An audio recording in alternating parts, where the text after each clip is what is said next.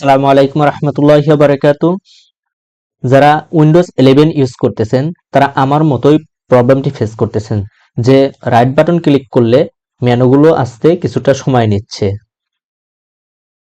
তো আমি চাচ্ছি যে মেনুগুলো তাড়াতাড়ি আসুক। এই সমস্যাটি কিভাবে সমাধান করবেন চলুন শুরু করে দিই। প্রথমে আপনারা উইন্ডোজ বাটন ক্লিক করবেন, আর বাটন ক্লিক করবেন, এখানে রিজিট লিখে ওকে বাটন ক্লিক করবেন, এখানে ইয়েস করে দিবেন।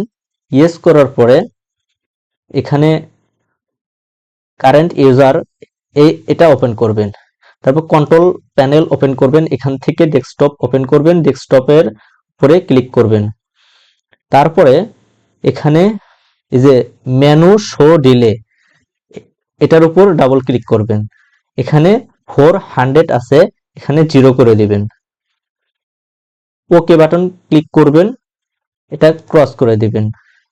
এখন যদি আমি রাইট বাটন ক্লিক করি, এখানে মেনুগুলো তাড়াতাড়ি আসতেছে।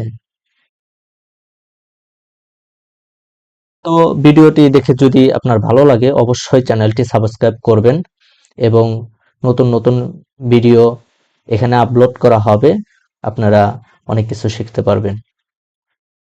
ধন্যবাদ।